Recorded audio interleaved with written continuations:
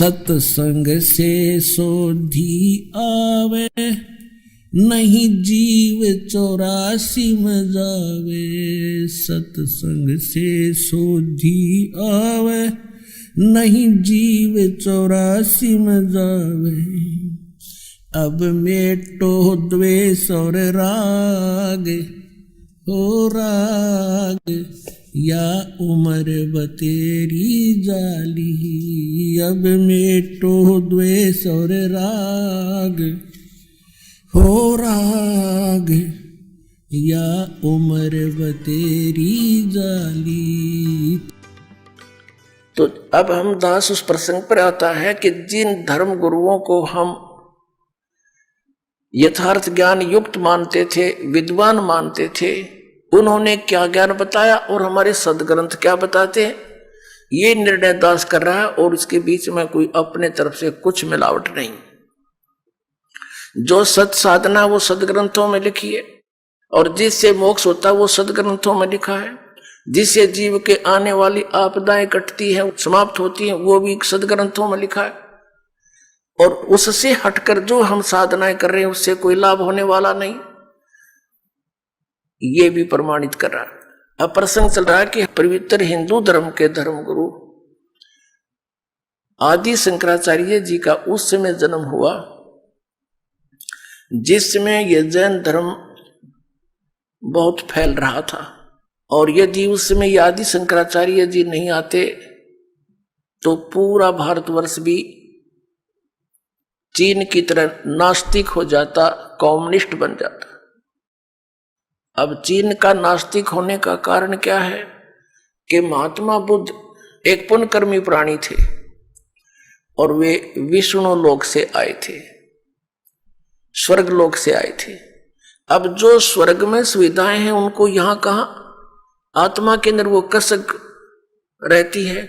घर त्याग दिया, राज त्याग दिया और जाकर के बिहार में स्टेट के गया नामक शहर के बाहर वट वृक्ष के नीचे उसने मनमुखी साधना शुरू की। काफी समय तक निराहार बैठा रहा, हाथ पैर हलने बंद हो गए, कंडम हो गया, मृत्यु के निकट पहुंच गया। किसी माई ने उसके मुख का खीर लगा दी कि यूं मरेगा।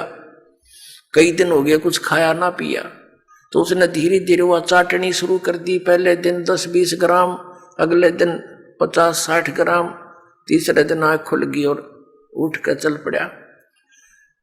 और फिर उसने विधान बना दिया कि starvation could not lead to salvation, भूखा मरने से कल्याण नहीं होता। ये उसका अनुभव था। और पहले किसने कहा था तू हठ योग कर ले, वो भी तो तेरी अपनी ही सोच थी। तो इस प्रकार उसने क्योंकि पिछले पुण्यक्रम संस्कारी प्राणी ही परमात्मा की तरफ में घर भी त्याग देता है, और जो भी उसको कोई मार्गदर्शन कर देता वो साधना भी अवश्यमेव करता है। तो पिछले जन्म के पुण्यकर्मी प्राणी थे ये महात्मा बुद्ध जी, लेकिन भविष्य का चार्जर ठीक बना नहीं, पिछली बैटरी तो डाउन होएगी एक दिन। पिछले पुण्य थे उसके, उस कारण से वो खूब वक्ता भी अच्छा था, उसके वचन में भी शक्ति थी, बहुत से लोगों को प्रभावित भी कर दिया। एक विशेष शरीर पर यदि कोई विशेष बाणा वेशभूषा बना लेता है समाज से हटकर, तो आम आदमी प्रभावित हो जाता है, बड़ा महात्मा होगा। और जब ये आए थे 3000 वर्ष पहले लगभग, उस समय तो और ब्लाइंड फेथ करने वाले प्रजाजन थे, तो उस पर बहुत विश्वास किया। उसकी बातों को सुन सुनकर सब बौद्धिष्ट होने लगे। और फिर क्या हुआ कि उनके द्वारा, महात्मा बुद्ध के द्वारा बताएगी वे ऑफ वर्शिप, पूजा का मार्ग, पूजा की विधि, वो शास्त्र अनुकूल ना होने से किसी को आध्यात्मिक लाभ होया नहीं। आकर चल कर 100, 200, 400 वर्ष के बाद सब ने ये मान लिया कि भगवान है ही नहीं, अपना करो और खाओ बस। ये है कम्युनिस्ट सिद्धांत कि कोई भगवान नहीं, ये अपने आप बनता और बिगड़ता है, कोई कुछ नहीं आप रहे, जीव अपने आप ऐसे नष्ट हो जाता है, भगवान है ही नहीं।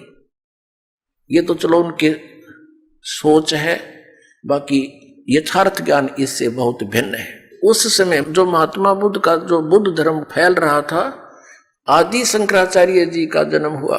ये शिवलोक से आए थे, शिव जी के विशेष कृपा पात्र गण थे।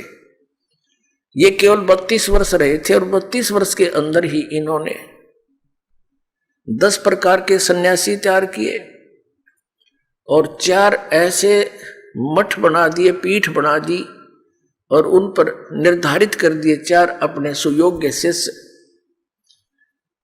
कि आप इस धर्म का प्रचार करो जो मैं बताता हूं। उन्होंने क्या ज्ञान बताया? अब हमारे साथ क्या हुआ कि आसमान से गिरे और खजूर पर अटक गए, रह गए लटके के लटके। तो हमें क्या मिला? हाँ, इतना अवश्य मिला कि भगवान की आस्था बनी रही। यदि बौद्ध धर्म आ जाता तो हम राम का नाम भी नहीं लेते हैं। इतना तो उपकार दास आदि शंकराचार्य और वर्तमान में जितने भी उनके पीठाधीश्वर हैं मानते हैं कि उन्होंने कम से कम भक्ति को जीवित रखा।